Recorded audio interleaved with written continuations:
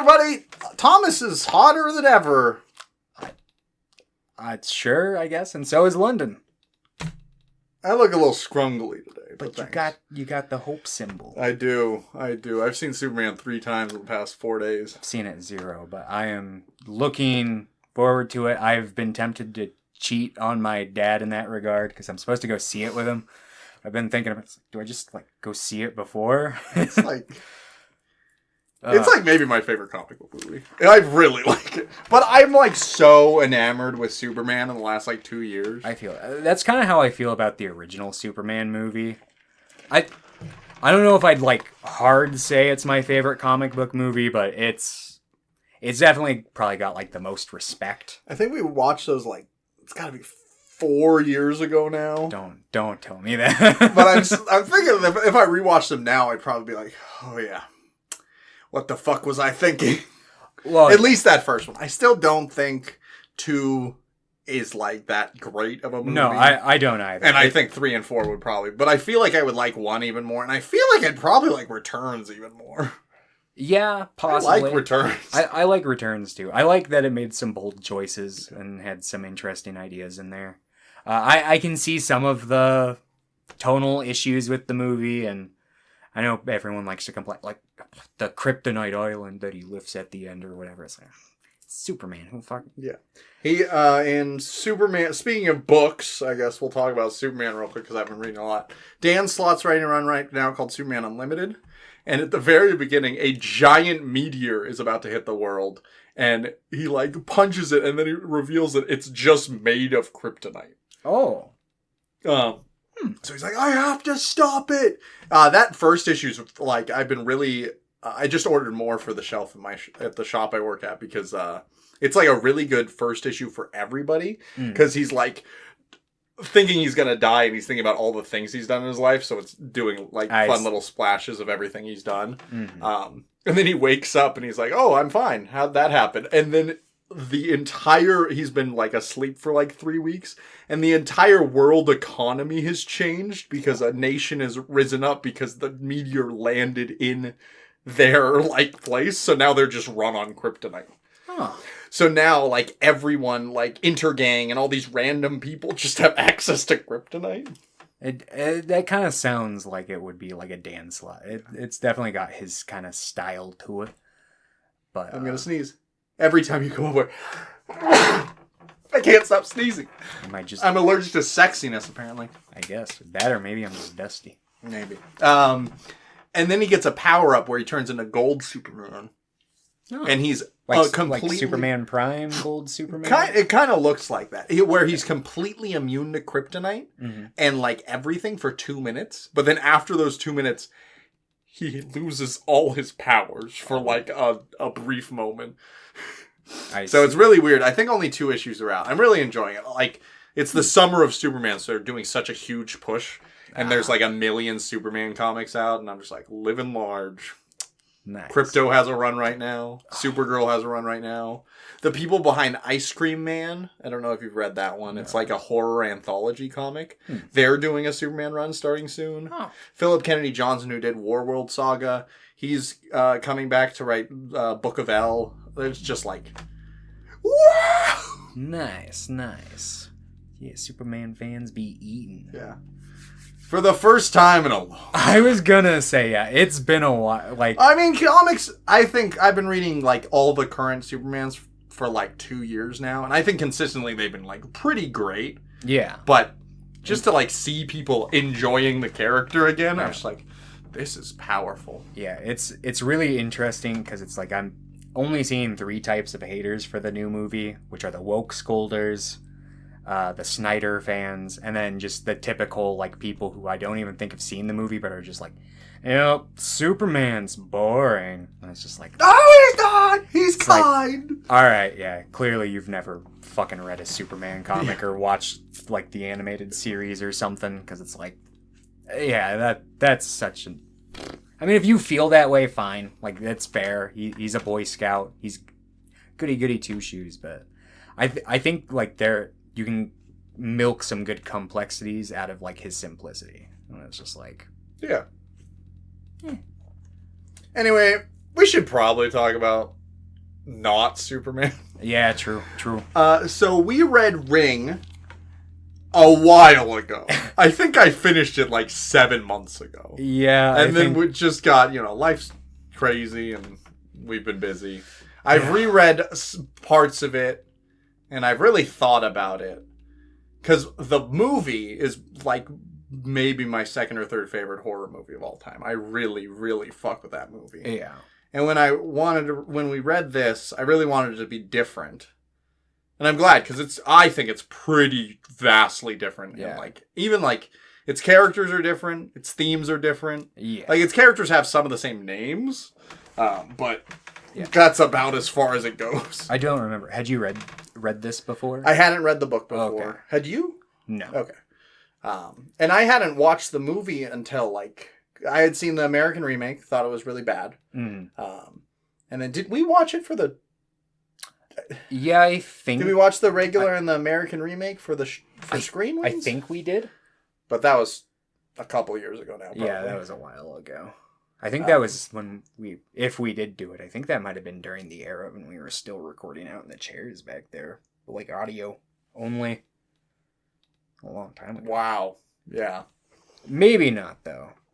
But I feel like I have slightly... Maybe we didn't even do it at all. Maybe perhaps we might just be because we watched a lot of movies not for the podcast, simultaneously. So it was just like, but yeah, it's certainly very different.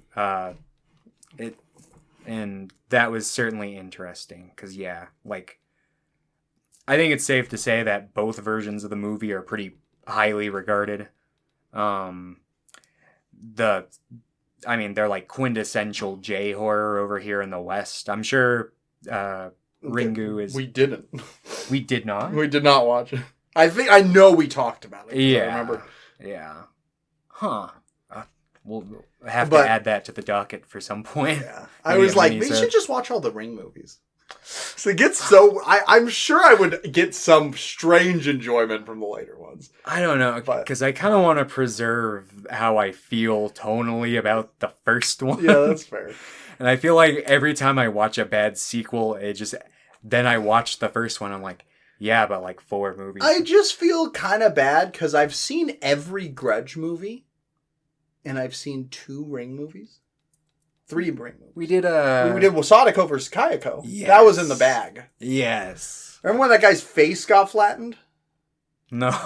Not. Sadako or Kayako hit somebody in the face, and their face literally becomes like a cartoon flattening. That's the only part of the movie I really remember. I just remember a lot of wandering through the house.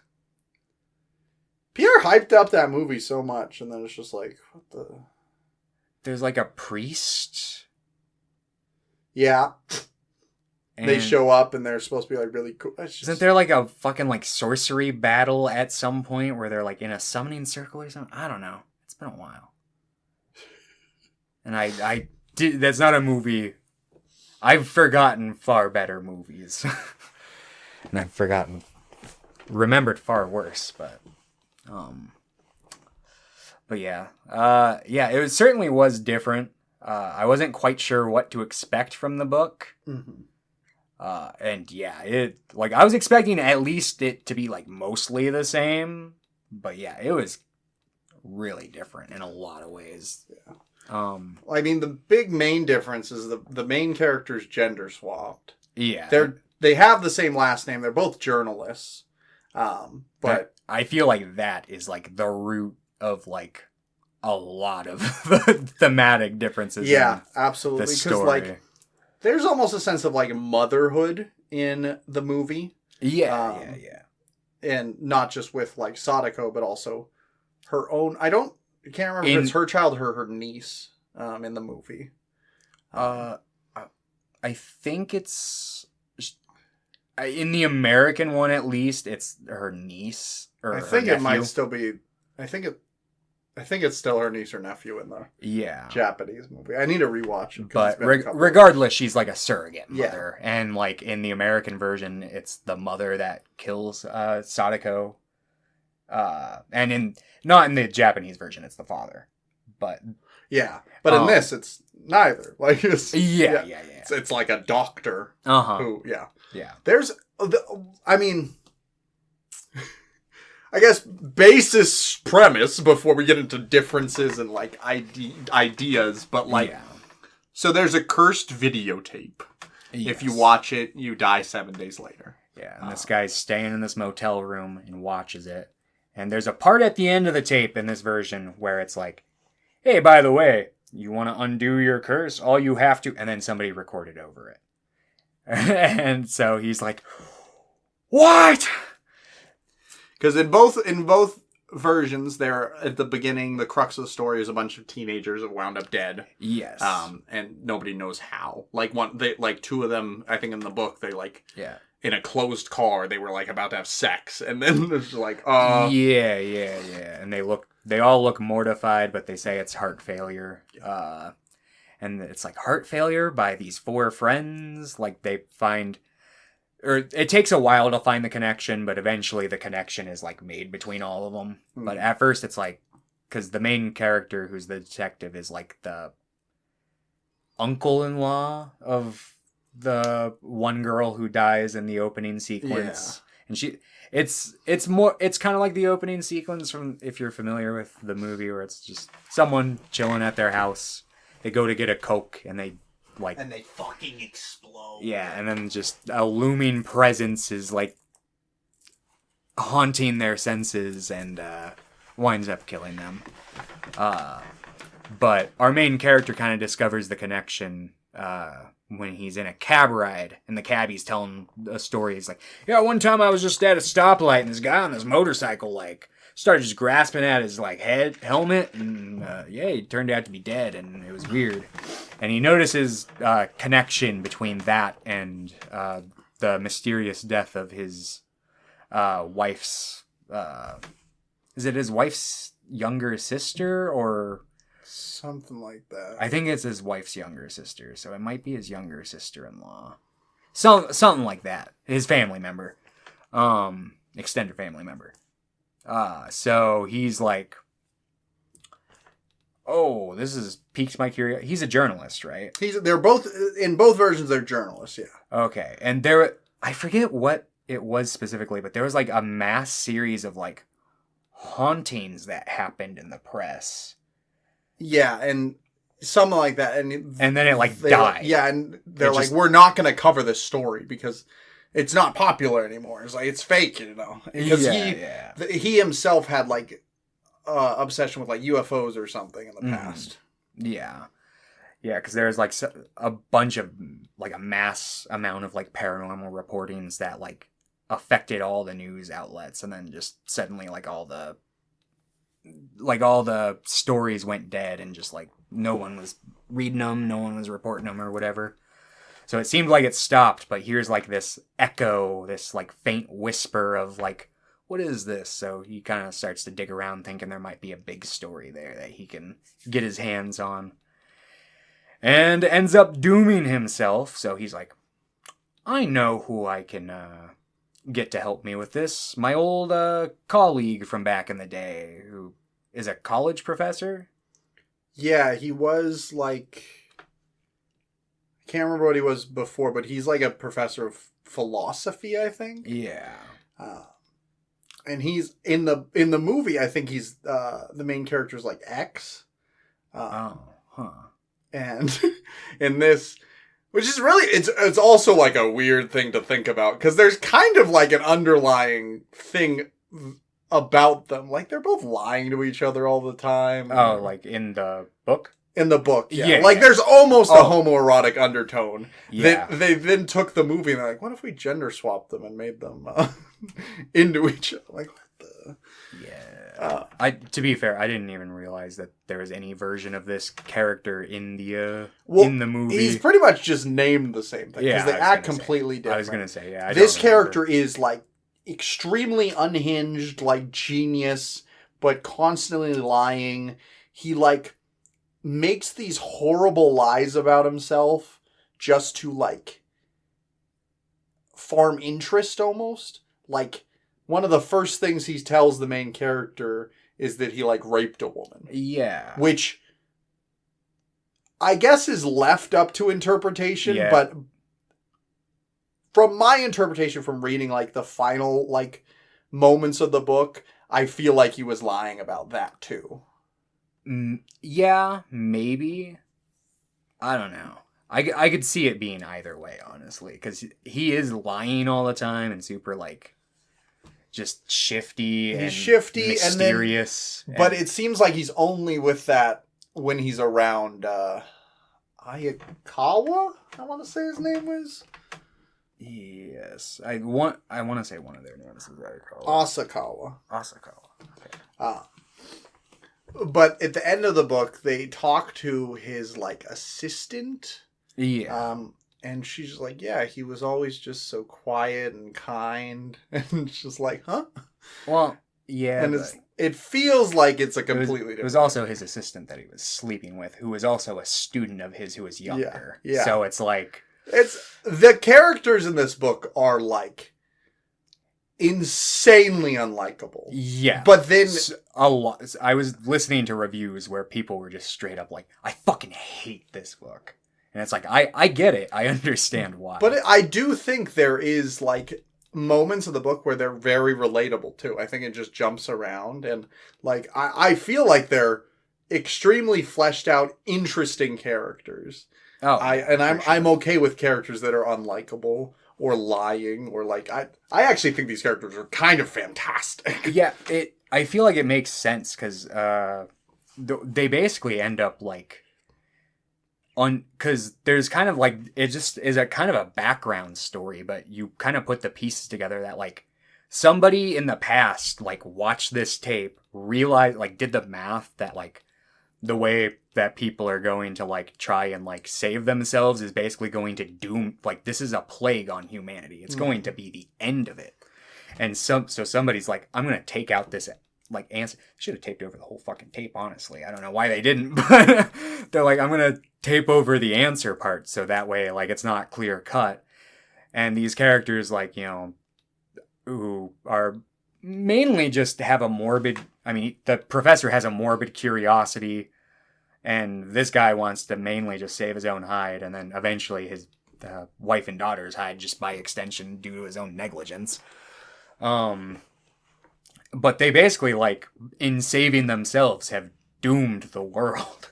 Yeah. And it's like, so it makes sense that these characters are unlikable, because it's like, they're kind of the villains. Yeah, one of the first scenes that sticks into my head in the book is the main character. He like just like, oh no, we should go visit your family. Yeah, we should do that because he just wants on the story. Just dirt on the story. Yeah, yeah. It doesn't actually feel any remorse or anything. He's just fascinated by it. Mm-hmm. And I do think that there is something to be said about books because you get that internal monologue. It's like, yeah, obviously, I don't think I would do that, but I think that's a realistic thing for somebody to be like, yeah, well, I'm going to pretend to be actually like caring about this person I didn't know. Mm-hmm. But yeah, and he's just like a dick about it. To the point where even like his like family is like, because his daughter's like fussy and clearly wants to go to bed. He's like, just put her upstairs for a nap for a little bit. Yeah, and it's like, yeah, that kind of negligence is good. Yeah, and then his wife's like, what are you doing with this? Hey, what is this? He's just not telling them. And then she watches it with the kid. Yeah. And you're like, I don't know what this is. Yeah, no. Creepy. And it's like, oh, fuck. I'm going to die. Yeah. Oh, great. Wonderful. The phone call doesn't happen in the book, right? It says on the... Yeah, it says on the tape. The phone call is an invention of the movie. There's a lot of inventions in the movie that I think are really good for a movie. Yeah, to be completely honest, if I had to pick which version of the story I prefer, it is the Japanese version of the movie.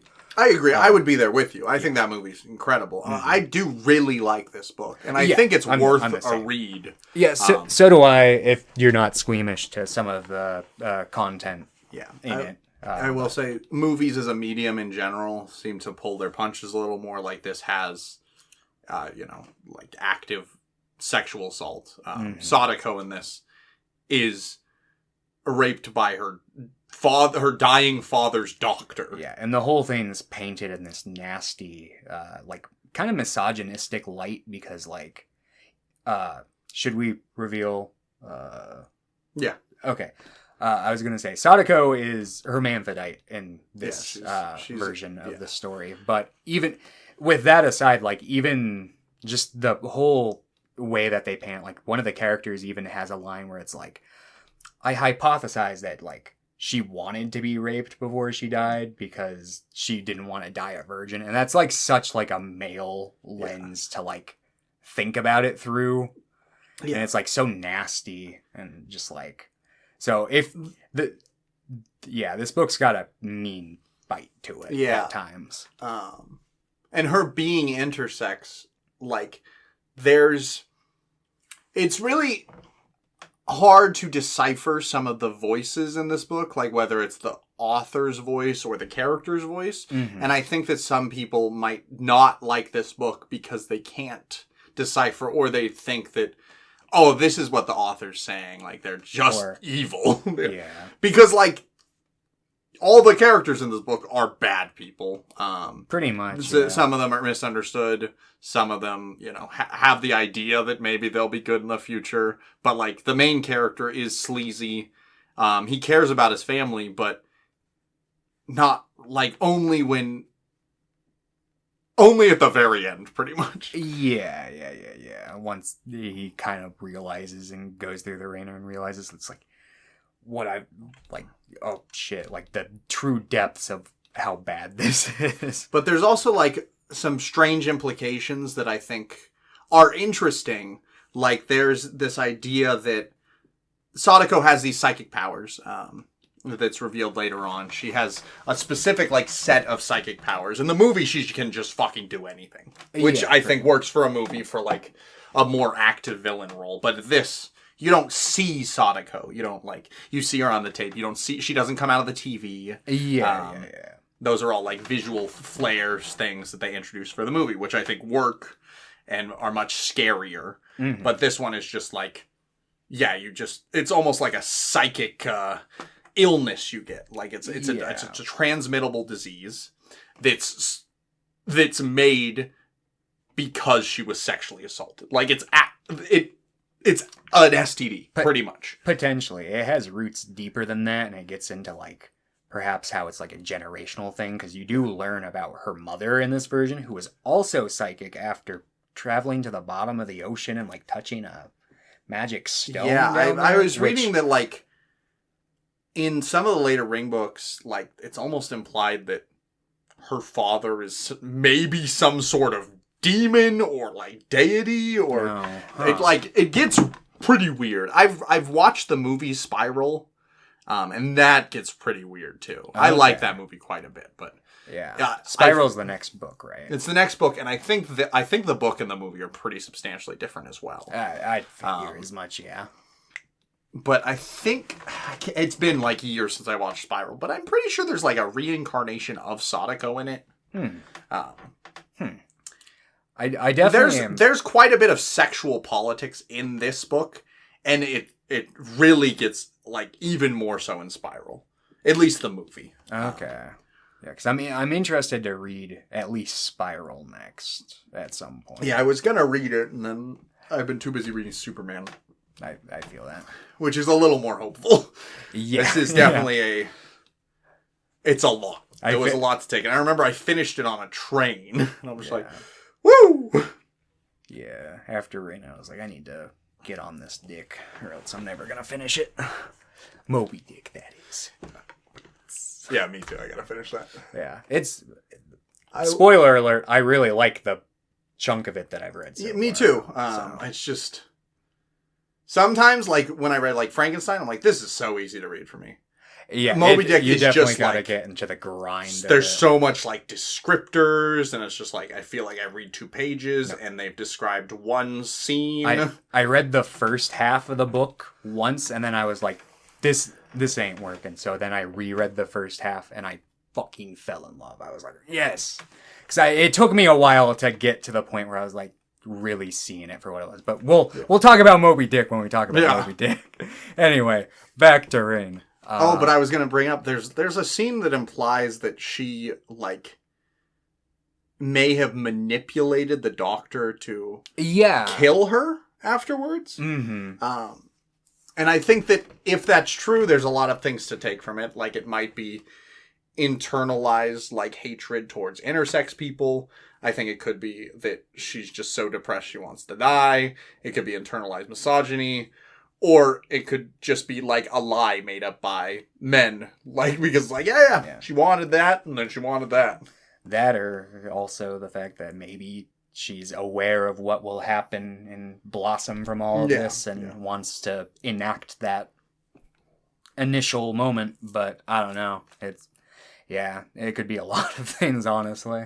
I think there's, like, a lot to take from the text. And it's like, I think this would do for a good reread. Because I think there's probably a lot of things I missed early on, like, knowing what I know. Because, like, I went into it knowing about the movie, seeing the American remake. And it's just, like, all three of them are just so substantially different things. Yeah, for sure. Like, in the American remake, there's a bunch of horses. And the horses sense the evil of the girl. Yeah, something like that. Of Samara. I barely remember the American one. I mostly think of the Japanese one when I think of it, because that's the one that was like...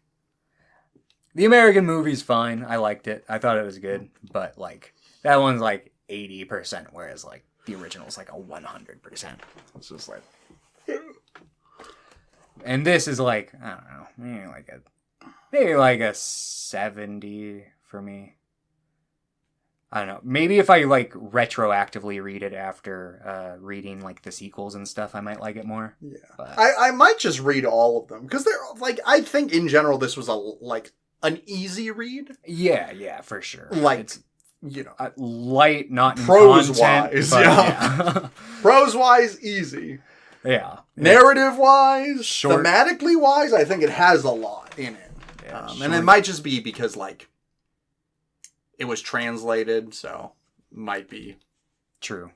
Yeah, true. Because it's short page count, but big bold text on the page. Yeah. And I was like, oh yeah, and yeah, you could get sucked in and find yourself halfway through the book in like a couple hours. So, or you could probably read the whole thing in just a sitting, depending on how fast of a reader you are. I'd feel really bad after, but yeah. Like, ooh, why'd I do that? Yeah, like me after. Well, I was going to say, it's substantially less dark, but me after... I think the only book I've ever, like, sat down in one sitting and, like, read all the way through was The Fault in Our Stars. I know, weird, but I didn't feel Thomas good was in a good, big John Green phase. I did. I went through a little John Green phase. I think the only two books of his I read were that one and Looking for Alaska, but I really liked both of them. I don't know if I'd like them as much now. Maybe Looking for Alaska. I feel like that one I remember fondly, whereas I feel like I cringe a lot when I reflect on The Fault in Our Stars. But that was just kind of a collective moment in time. Yeah. And I was a teenager, so I was like... But yeah, Ring. Ring, yes. It's kind of like The Fault in Our Stars. Kinda. They get stuck on an island for a bit. There's a giant storm. They're like, I don't know if we're going to make it. Oh, yeah. When in the final stretch there. Yeah. I do think that it's really interesting because it feels like Ryuji, who is his, like, best friend, his weird lying friend, it feels like he's not worried at all for the first 2 days because he doesn't believe it. Yeah. And then he starts, like, getting the sense of dread and he starts believing it. And it really feels like this tension starts to really rise in the book. And they get stuck on an island and it's just like, oh no. Yeah. And then they think they've solved it because they find the bones of her. They give her like a proper burial. They think they've like cleansed the spirit. And then Azakawa? He survives the 7-day deadline. He's like, we did it. And then Ryuji dies and he's like, I remember his final scene is like really tense. He like feels it before he dies. He's like, oh no. Yeah. And he like figures it out. He's like, oh, it wasn't that. It was because he copied the tape. Like that's the thing. And he tries to tell him, but he like calls his assistant and she just hears like screaming. Yeah. But then our main character does realize it. And the final moments of the book are just him racing to his In-laws' house. in-laws house to have them watch it He's like, so that he saves his wife and kid. yeah, he's like, we're cutting it close. We just need to show them. Yeah. Fuck it. Like, They'll have they're a week. old. Yeah. Yeah, it's like we'll figure it out. I'm kicking that can down the road, and did you get in that ending monologue? Maybe it was kind of just trying to sum up the totality of his character, but I almost felt like they were building up Ryuji to like come back in some shape or form in the future. Yeah, to be almost like an antagonistic force. I think he's like a ghost in the sequels. Okay, I was gonna say I definitely get that vibe that it was like. This definitely because I doesn't think feel in like this the it almost last. feels he's like has a vision. Like Yeah. I'm really like the more I talk about this too, the more I'm like, God, I should have started reading this already. Yeah, yeah, I feel it. I bought Ring and Spiral together, being like, oh, I'll just read both, and then I just haven't read Spiral because I think I think there's 6 books now. Oh wow! Are they still churning them out? I think he finished. I think that he did a final one. I was gonna say, but he did one like a couple years ago. It's like I don't like ongoing book series. That doesn't tend to end well in my experiences. Every time I start a series that's ongoing, and by a couple years ago, I of course mean 2013. It was originally a trilogy, so it was Ring, Spiral, and Loop. Okay. And then he did a short story collection called Birthday, which had one story in it, I think, that was... related. Oh, no, all of them are related, I think. Oh, okay.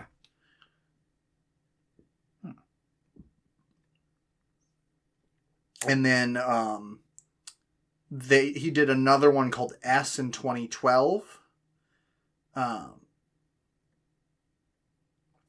then Tide is the final entry, which was 2013. Okay. What's interesting that I was reading about is in the book, like in the movies, it's pretty much always that tape, and it continues on. In the books, like the curse like changes form.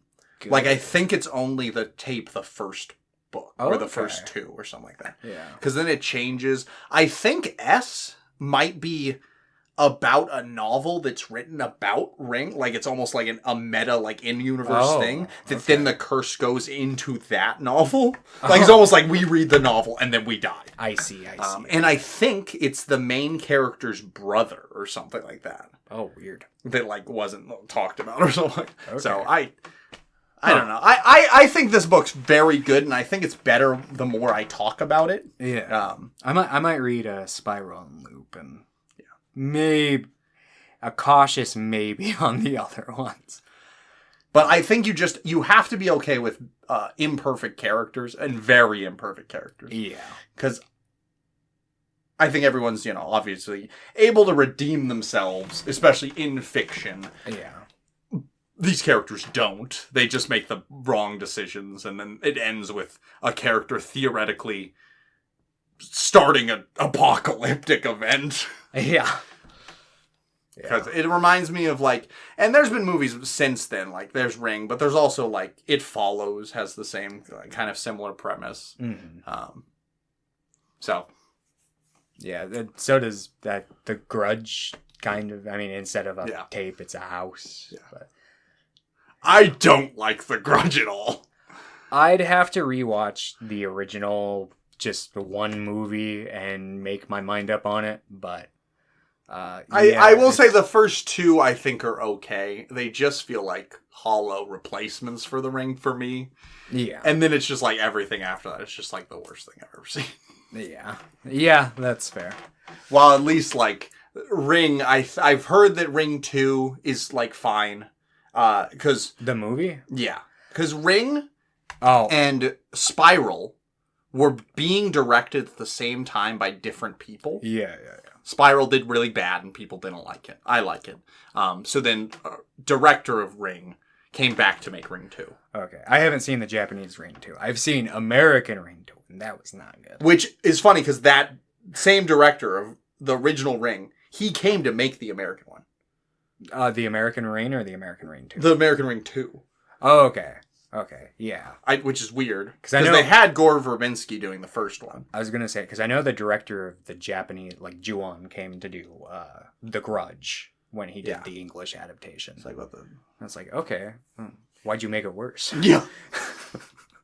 But I guess, Hideo Nakata, I think, is the guy who did the movies for Ring. And I think it was Koji Shizuki or Suzuki who did the book. That sounds along the... close. Koji Suzuki, yeah. Yeah. I do have Spiral up there. I couldn't find my copy of The Ring because I was going to pull up some passages, but I don't know where the fuck I put it. So maybe it's been passed on. Someone else has the curse. I've got my copy. I almost brought my copy, but I forgot it in my closet at home. So.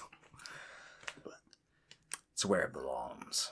It does kind of feel like it should be. The book kind of feels haunted. Like it's dark, it's gritty, it's got a very dreadful really tone. grimy. Yeah, it kind of makes you feel icky while reading it, which I think is good for the book. Yeah, it's got such a bright peppermint cover. Yeah, it's just like ooh. I think that if you can handle darker themes and violence and sexual violence towards women in media, I think that the book is definitely worth a read. If you don't think you can handle that, that's fine. I get it. That doesn't really happen in the movies. No. At least the sexual aspect of it. Obviously, Sadako is still murdered. Yeah. But there's no sexual undertones. They also get rid of the intersex thing in the movies, which I think is probably fine for the movies. I do think there is some interesting things to take away from that in the book, but I want things to be different. I was gonna say they also age her down in the movies because you probably think it's a little kid, but in the book she lives to be college age, or she goes out and does theater at one point. We've learned, and it's oh, okay, that's kind of different. In the movie, she is young, but then she it's implied, I can't remember if it's in the original movie or in a sequel, it's implied that she, is starving in that well, but surviving for a while, too. She's down there, filled with hatred. I mean, I think the original movie implies that there's a period of that, but I don't think it's, years. But just eating rats down there? Apparently. So. But, yeah. I don't really have any other thoughts. I mean, maybe I do, but I'd have to dust them off from 7 months ago. But I think that's a pretty good summary and analysis. Yeah, considering that neither of us have read it in a long time. I've picked it up a couple times. I did not. But yeah, I think it's worth a read, especially if you like Japanese horror. Mm-hmm. This is the first Japanese horror book I think I've read. Besides manga, I've read Junji Ito, obviously. Yeah. But for a novel or a novella, I think it's the first one. To be honest, I'm sure I probably have, but I can't think of another Japanese novel that I read. I don't. That's the same thing as But in general, novels are so much harder to. I was gonna say I can think of some that I'd like to read, but can't. But the human condition. Yeah. That still hasn't been translated. Yeah. What the fuck? Even online, I don't think. Yeah. But I think you should read it and watch it. Yeah. I don't like the American one, but you should watch things and get form your own opinion. Yeah. No, don't do that. Only listen to us. Go see Superman. Well, listen to me, and I'm telling you to form your. Fuck. So, yeah. And also go see Superman. So next time we will be talking about Moby Dick. And Captain Ahab. Yes. My harpoon gun. Yeah, so we're going to be talking about that. See you in a month or whatever. Hopefully. Or we die. Or 8 months. We'll see you sometime. Yeah.